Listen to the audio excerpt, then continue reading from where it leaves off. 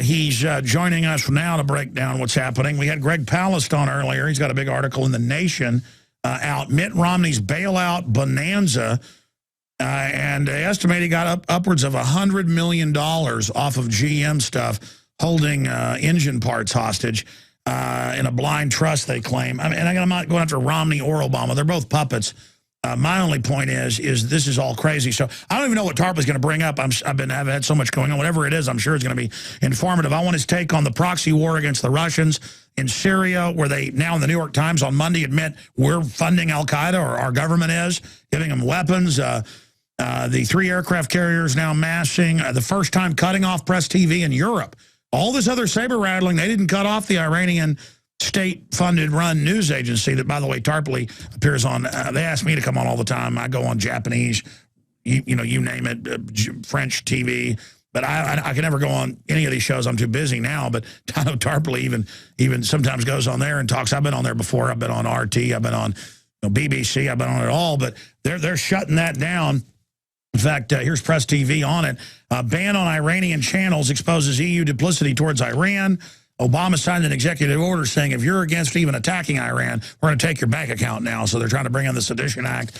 In 1 week until U.S. has 3 aircraft carriers facing Iran. That's Infowars.com. Iran launched submarine destroyer into Gulf during U.S. naval exercises. Largest U.S.-Israel missile defense drill kickoff. Russia S-400s relocate near Turkey. Hezbollah shifts units, rockets into Syria. That's Debka file. I mean, it is absolute wildness. Commander, if Iran attacked, Israel will be hit. AP. Tarpley, what do you want to get into? The economy or Iran first, or the election? I mean, this is just bedlam. The world financial meltdown. Stiglitz says Europe's into depression, worldwide depression coming.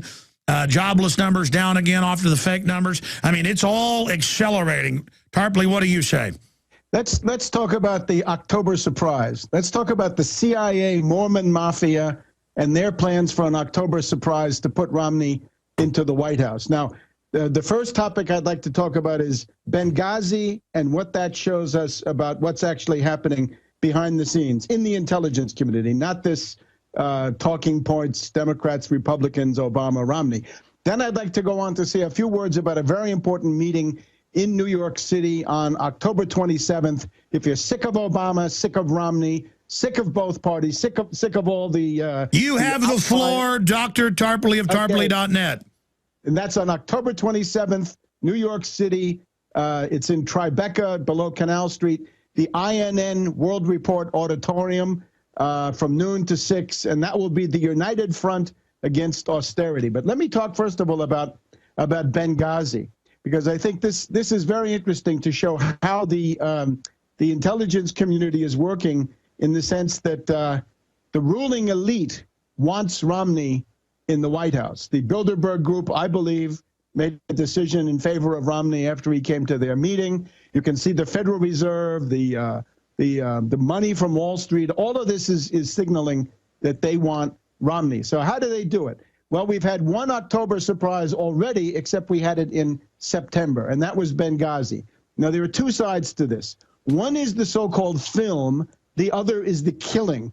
But these are both important, and they go together. Now, the film is not the killing, and I'm not claiming that at all. But what I'm saying is there was this film, and the Islamophobic film was the subject of demonstrations in 25 countries around the world, in Cairo, in Pakistan, in countries in Europe, all over the Arab world, North Africa, you name it. This was about the film. So what's with the film?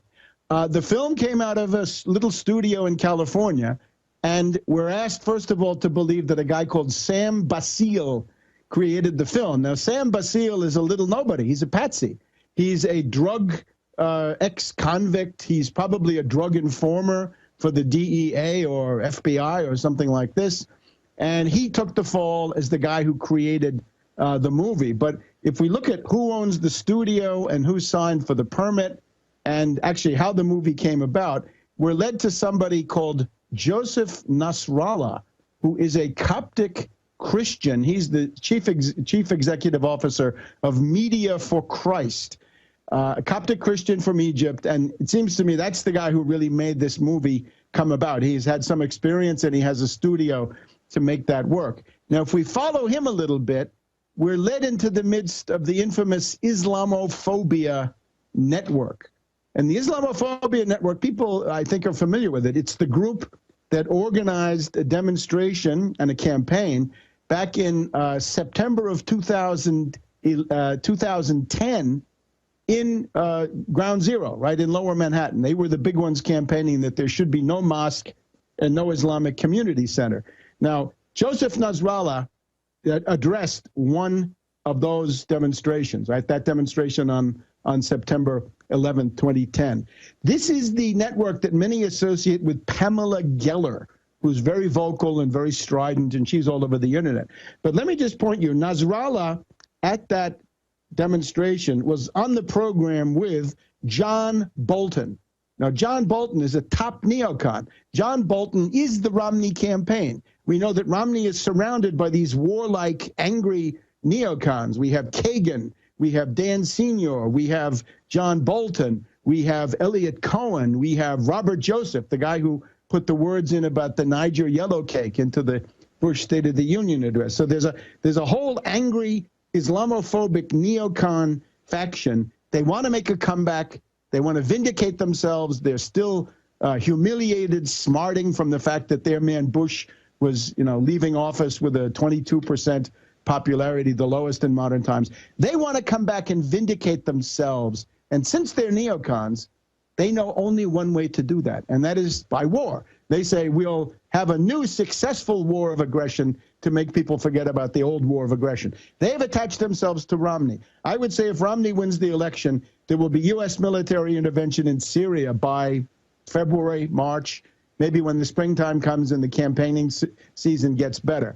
But when you're dealing with that film, you can see all the Republicans say, no, the film doesn't matter, the film doesn't matter. Well, might they say it, the Romney campaign is heavily implicated in the film. In shorthand on Twitter, we might write, the Romney campaign created the Islamophobic film that started the ball rolling all over the place. Now, when you're planning an operation like this, you need the film to create the atmosphere, right, so that people all around the world can understand what's going on. But now let's switch to the specific operation to kill Ambassador Stevens. Now, unfortunately, Ambassador Stevens was heavily in contact with the terrorist elements, the Salafists, the Wahhabites. In Libya, it's called the Senussi Brotherhood, in that terror corridor, right? Benghazi, Derna, Tobruk. And Derna, of course, is the city that has given more suicide bombers per capita than any other city in the world. He was basically there. He had been there as vice consul before. He was dealing with them in 2008, 2009. And I'm afraid part of his mission was to send these people from Libya to Turkey and then on to Syria, where they are the heart and soul of the rebellion against President Assad. It's precisely terrorist fighters of this type. So I'm afraid that's what he was doing. It's interesting that the last meeting that Ambassador Stevens had, 8:30 in the evening on September 11th local time, he was meeting with a Turkish diplomat. Why would the U.S. ambassador to Libya be meeting with a Turkish diplomat in Benghazi, Libya? Well, if you put together what we know, it's probably the next phase of that airlift and sea lift of those fighters, those terrorists, the Libyan Islamic Fighting Group and people like that, from Libya to Turkey and then across the border into Syria. So there was every reason for Ambassador Stevens in the State Department to think that there was no threat to him because he was on such friendly terms with so many of these militia elements, right, these jihadis. Now, if we want to ask who killed Ambassador Stevens, the answer to that, according to leaks that have been in various British papers and also in the U.S., it is a guy called Qumu. You can look it up. Q-U-M-U or K-U-M-U, Sufyan Qumu. And his group is now called Ansar al-Sharia.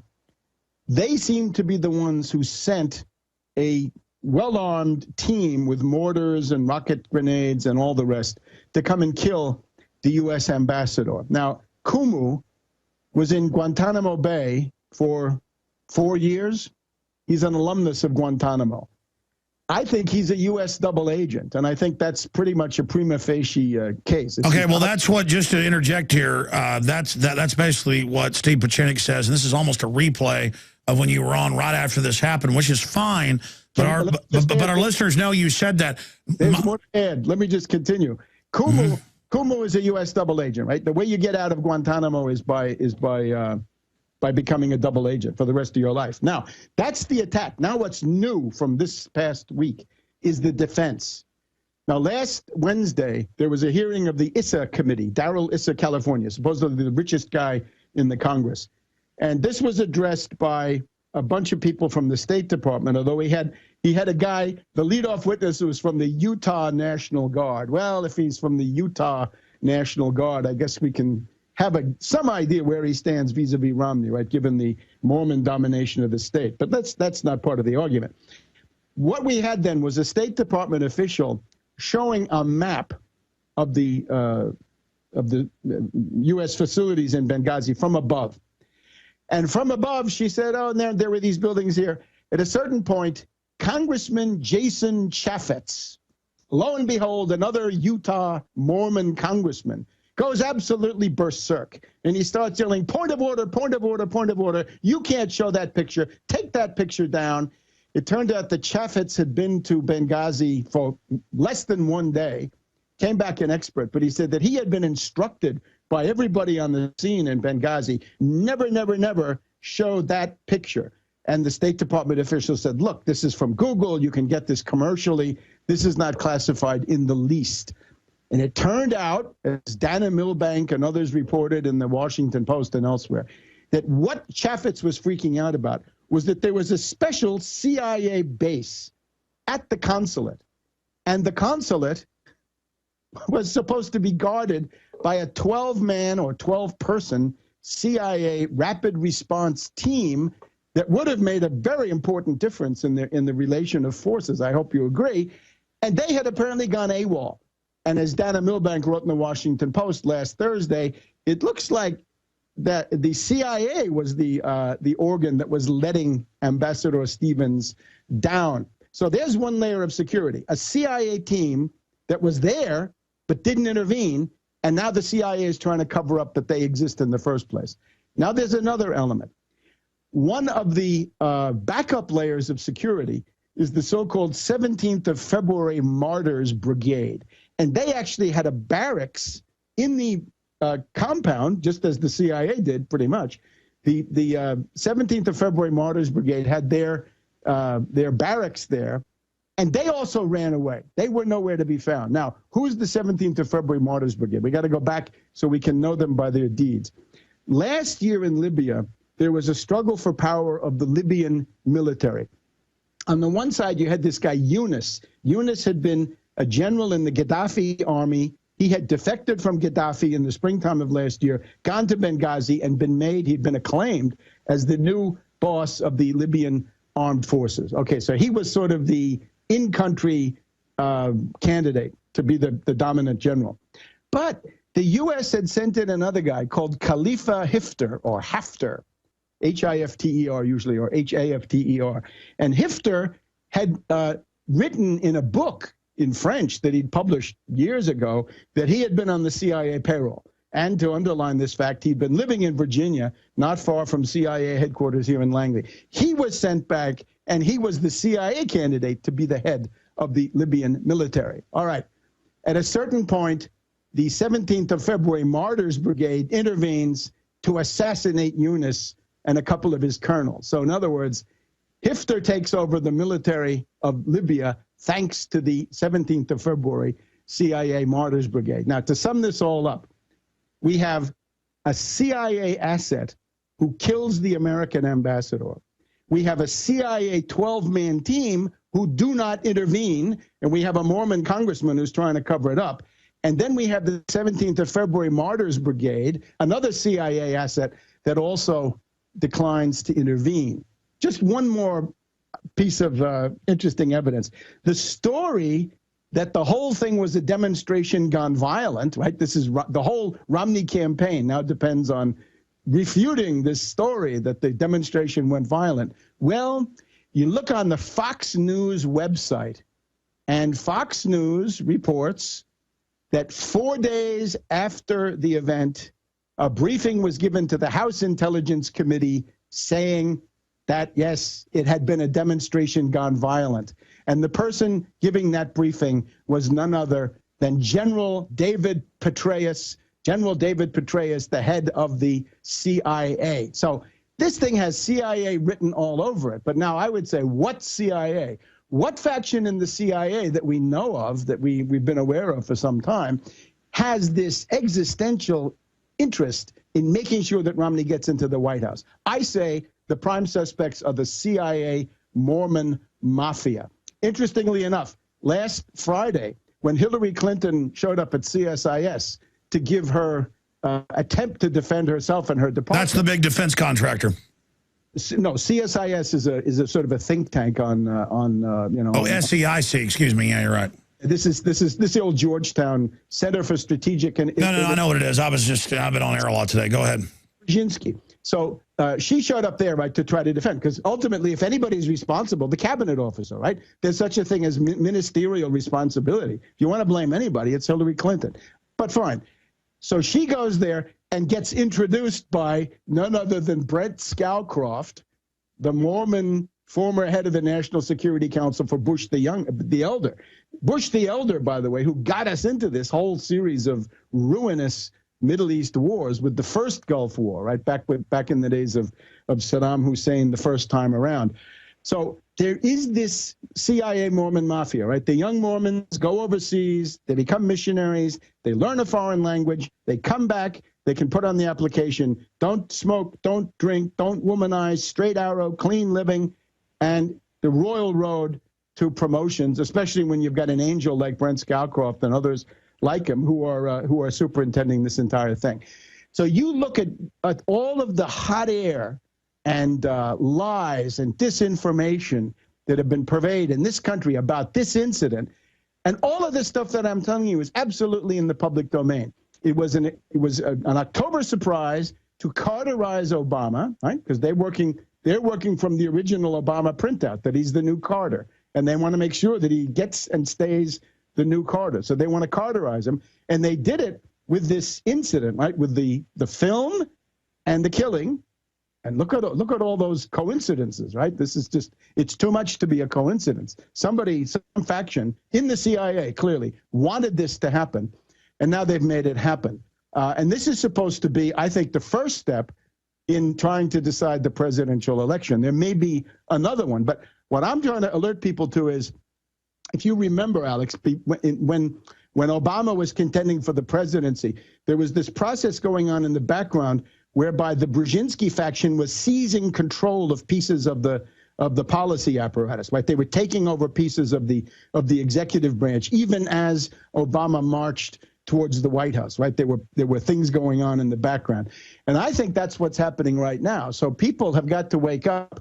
Romney is the ruling class choice. They've used Obama.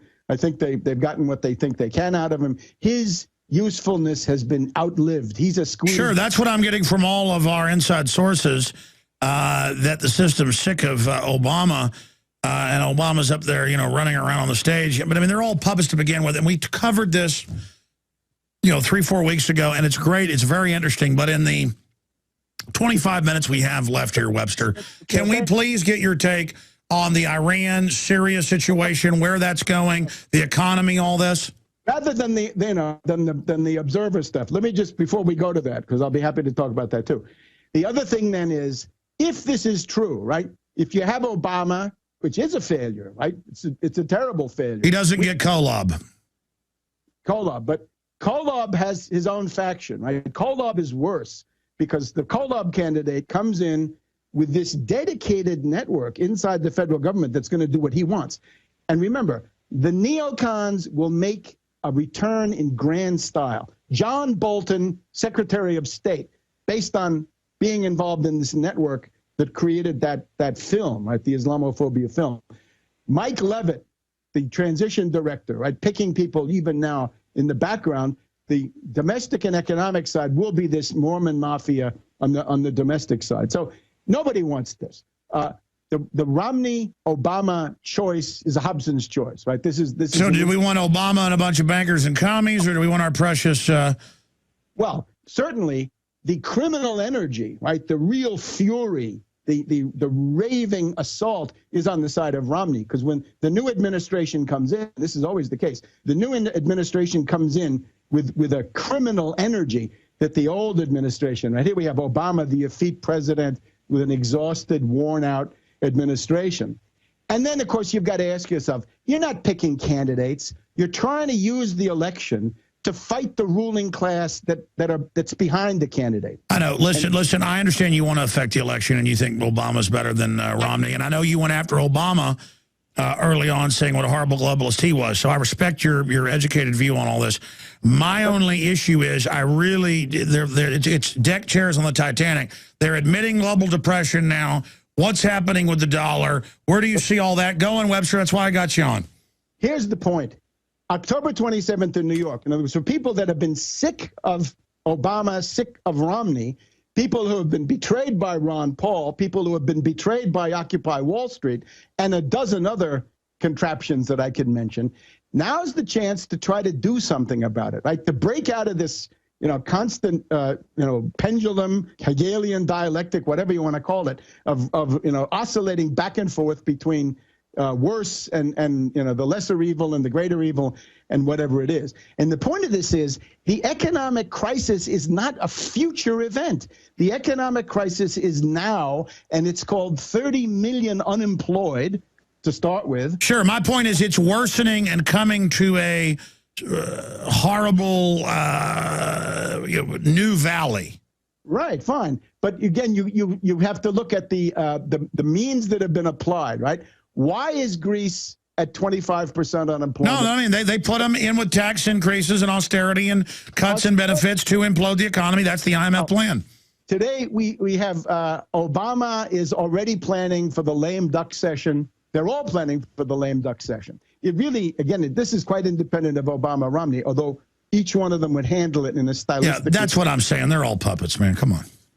Yes, obviously, but then what are you going to do about it? Is it enough to say they're all puppets and then our job is... I don't think the public realizes how serious this is. I want to know personally where you see the economy going. I see 50 million Americans whose lives are in danger right now, because those are the 50 million who have no job.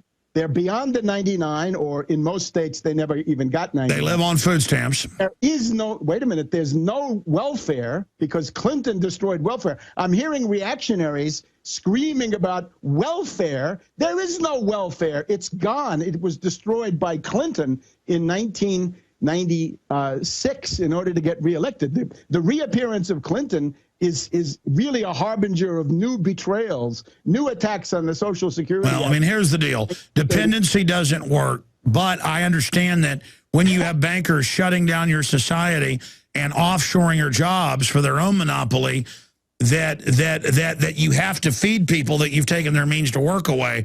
I understand that. My point is the modern great society we've seen was to domesticate and was to socially engineer. We can argue all day, but I agree with you.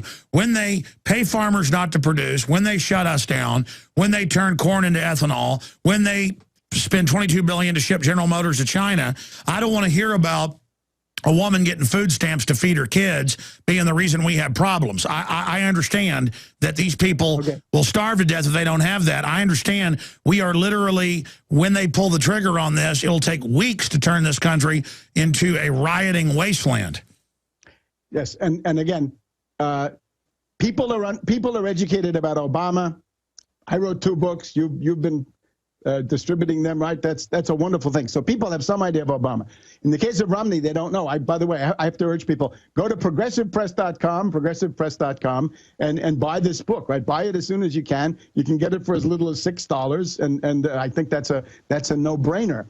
But now we've got a gang of 12 in the Senate, and here's what they're saying: that the fiscal cliff is coming and the lame duck session, and it's time for the grand bargain. And the grand bargain is supposed to be to avoid the defense cuts, by cutting the food stamp budget. Now, this is where we get into genocide. No, I had Congressman Walter Jones on, a serious, conservative guy. He said we should end all these wars and take care of people. Obviously, you want to get the economy going, you take care of people. You don't keep the wars going, they're bleeding us dry. Right. But, of course, the problem is that neither party has any interest in doing this. The only way. Well, where are the defense contractors going to get all their contracts if the country fully collapses? The ruling class is incapable of thinking that far down the road. This is always the fast buck, the quick ripoff, and so forth. So it's impossible to make an appeal even to enlightened self-interest to these people. Right? You can say, if you do this, the Chinese will eat you for lunch. They don't care. They can't. They can't fathom it. They're like, I'll just move to China. They've got great investments. I'll move to Singapore. Yeah, and Mitt Romney, certainly already has his. He's already put his eggs in the Chinese basket. But now, look, you take a couple of cases, right?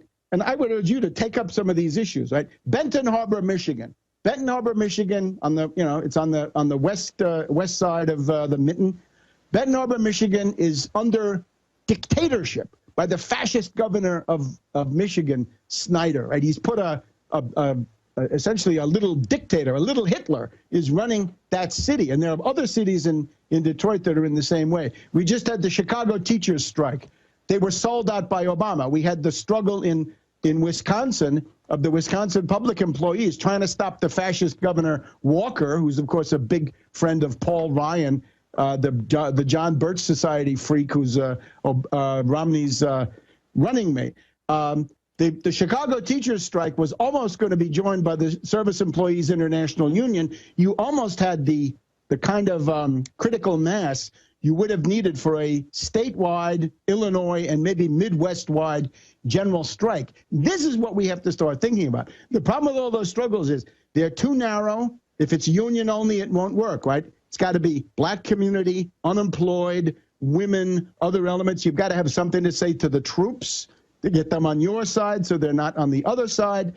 In other words, the mass strike approach and a program. And generally speaking, in all of these struggles where you're fighting either to get decent wages for a public union or to roll back layoffs, firings in the public sector, or you're trying to maintain a service like an education or something else, it's the Wall Street sales tax. And this is what Occupy Wall Street never fathomed. It's not enough to protest Wall Street. The key is to make Wall Street pay. Take it out of their hide. Make them pay. We have a depression. You're saying people finally realize it's a depression. It's been a depression for more than 4 years now. Who's going to pay for this depression? Romney and company say, yeah, you are. You working people. And the finance oligarchs are going to make out like bandits. There's got to be a way to say no to that, and it's a very simple thing. Wall Street sales tax. You pay sales tax on shoes. In some states, you even pay it on food at the grocery store. The Wall Street sales tax, 1% on quadrillions of turnover. A wealth tax is not going to do it. It's not enough wealth. And Glass-Steagall is a fine idea, but that's not a mass organizing demand. That's not a leading edge sort of mass traction, life or death kitchen table solution to this kind of stuff. So I urge people, turn away from both of them. Obama, I've said everything I can about Obama, 2 books. That's about it. And it's basically all in there. Nothing has been added really that I can see. And now Romney, it's the same story, except it's even more sinister. And then you've got this White Horse prophecy, right? You're asking about Russia, Iran, places like this. How can you have a president who comes from a so-called church where they were swearing a blood vendetta, a blood revenge oath against the United States into the late 1920s, meaning George Romney, presidential candidate, father of the current one, swore to exact blood revenge against the United States and against the American people for the way they treated Joseph Smith and Hiram Smith, that they didn't bow down and then a mob came and killed them.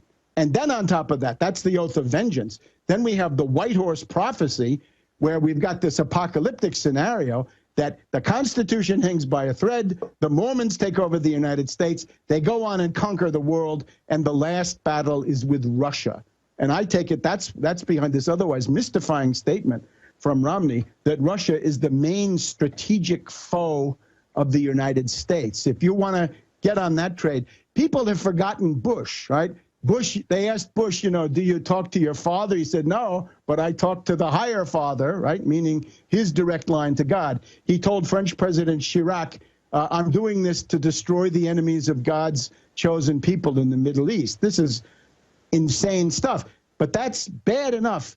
Now what we have with Romney is a codified version, which is much more binding, and I think is more frightening than anything we had with Bush the Younger. So people have got to think about this. So what we're going to need is a line of defense. There's got to be a defense line sometime in November. There's got to be some kind of a rudimentary line of defense, class defense, right, on the basis of these sorts of economic demands, so that when the assault comes, at least we can put out a propaganda demand saying, tax Wall Street sales tax, make the bankers pay. And if you're not doing that, I mean, people that are not doing that, who think they're fighting Wall Street or the elite or the finance oligarchs or the 1% or the New World Order, it's not going to be adequate. In other words, people have to prepare. Well, Webster, sure. I mean, I'm not fighting people that are 1%. I'm fighting the tiny elite who are anti-free market monopoly people who brag they want to shut down the middle class.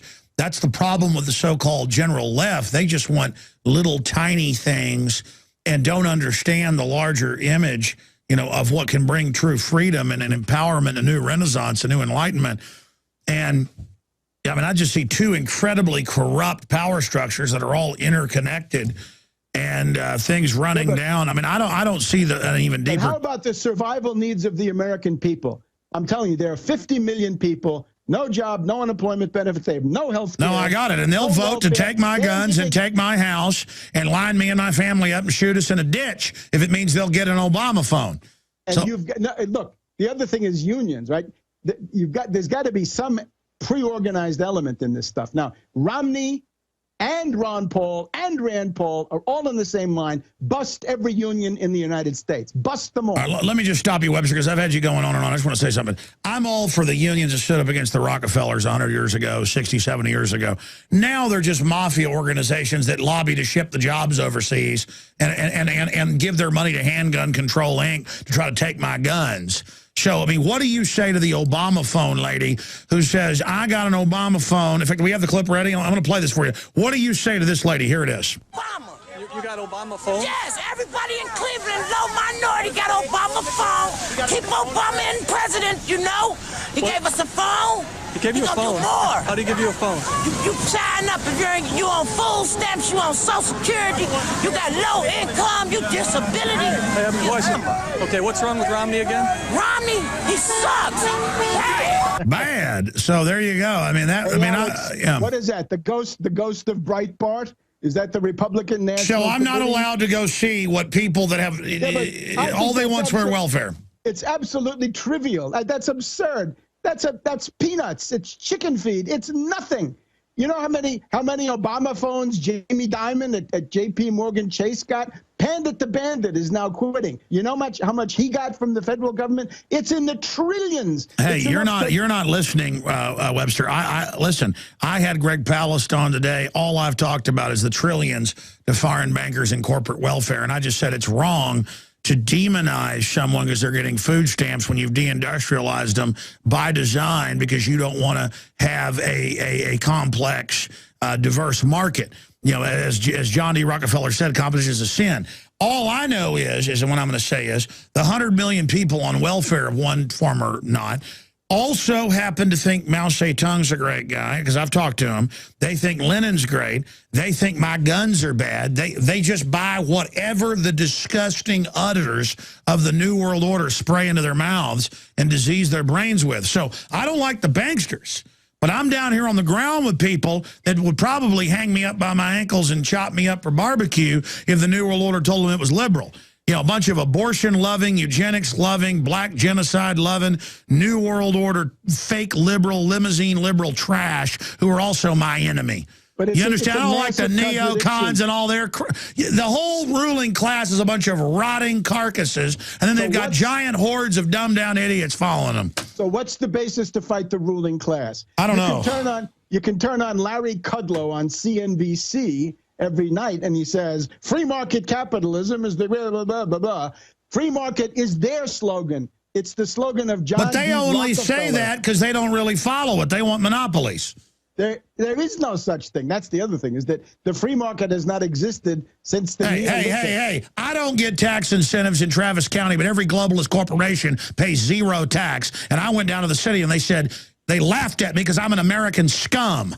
Right. So there's, by the way, with the Mormons, you're a Gentile and a damned American too. So don't forget them. But what does that even mean? I don't know. Well, what? A Mormon is a Gentile? What? The Mormons consider everybody else, even including Jews, which is quite remarkable. The Mormons consider everybody else a Gentile, and you read their documents, from the 19th century, from the founders, from Joseph Smith and Brigham Young. Hey, I get the whole Mormon thing that you're using politically, but the Mormons today are not the Mormons of 100 years ago. Look, I say this to your listeners. I warned about Obama. I think this turned out to be right. I used the same method to tell you that Romney is coming at you, and you better be ready. And I'm trying to warn people that this is going to be horrendous, and it's going to be beyond Obama because it's a different... Well, that's scary. I hope you're, you know what, I hope you're wrong, buddy. And the answer, I'm not saying, support any lesser evil. I'm saying organize independently of the ruling class. Okay, can I just have 5 minutes here at the end with you for my questions? I know you want solutions, and we've talked about those. I understand what you're saying. What is your real prognosis on the current course for the economy and Syria, Iran, the proxy wars? It looks like it's building towards a head. Well, again, I would say the principal danger in the world economy is that we do have this depression, and the ruling class is determined to bring this sort of Greek or Spanish or British, because they are not too far behind, to bring that austerity to the United States. And if you want to do that, again, Romney is a more suitable vehicle than Obama, because Obama's got to worry about some of these constituency groups. And they love austerity because everybody can be bought cheap then. Because they are obsessed. They want to save all that money. Some of them want to use it directly for their own wealth. Others want to use it for bailouts and corporate welfare. Now, concerning Syria, this is always of some interest. Right now, the word on the ground in Syria is that the Syrian army is actually winning, that the Free Syrian Army, so-called, the killers, the people, a lot of them are Libyans who were brought from Benghazi over to Turkey and then into Syria. They've had heavy losses, and the Syrian army has been doing better and better against them. I think we've gotten to a point now where, at least in cities, the Free Syrian Army, the killers, death squads, cannot really hold on to anything in a city. They may be able to hold on to things in the countryside in northern Syria near the Syrian border, say north of Aleppo and in this Idlib area. They can do a few things there, but that's about all they can do. So now we've got the call had gone out. And this was actually right before Ambassador Stevens got killed. The call went out for a second wave of jihadis to be shipped in, and undoubtedly northern Libya was a key place for that to happen. So it's not clear to me what has happened with that particular echelon, right, that they wanted to send in. So the Syrian army is doing better, and there's you get freakouts going in the NATO circles. The Free Syrian Army has split into 3 groups, and they don't coordinate. There are 300 death squads. That was always true, but now the 300 death squads, instead of at least being under the nominal leadership of this guy Major Assad, they're now going 3 different directions. One of them is a very obvious Saudi puppet, I would say, a Sunni sort of Wahhabite preacher. Now, where might this end? Well, on the one side, it looks to me like there is some perspective that the guerrillas, the killers, will be reduced to a sort of low to medium level guerrilla war. They've tried offensives, right? They had one offensive a little bit after the middle of But July. now they're saying no-fly zones, boots on the ground, invasions. This is, there's always a question, right? Suppose Obama thinks he's losing the election.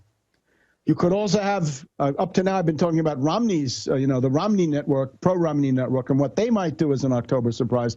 It's also possible that Obama would carry out some kind of an October surprise, because when you get very close to the election, the effect that people have observed is the so-called rally round effect, that if it happens a month or two before the elections, there's plenty of time for the various attack machines to generate anti-Obama sentiment. But if it happens right before the election, the immediate sort of Pavlovian response of the American people is to support the president no matter who he is, right? To rally around the president. So that might be something in Obama's quiver when we get close to the elections. The other thing, though, is I think one perspective is that the Syrian army simply grinds down these death squads, and we may be getting to the point where there are not enough death squads left in the Middle East to keep this going, because the Syrian army... So they may be running out and exhausting all the al-Qaeda jihadis that the West is funding. All right, Webster Tarpley.net, thank you. The other thing is, if you get a revolution in Saudi Arabia, Bahrain, or Qatar, that would also tend to shut down what those people are doing through Turkey into Syria. Or Erdogan of Turkey may come to his senses and say, look, I've gone all the way out on the limb. Obama's been lying to me. The CIA has been lying to me. There is no perspective for overthrowing Assad in the short to medium run. I'm going to cool it. I'm going to butt out. I'm going to pull back. But they seem to be committed. Webster, we'll talk to you again very soon about this particular topic. Thank you so much. Visit Infowars.com and PrisonPlanet.com. When you're on the site, you can also tune in 24 hours a day to my daily radio broadcast. There's also a free iPhone app to listen to the syndicated radio show when and where you want.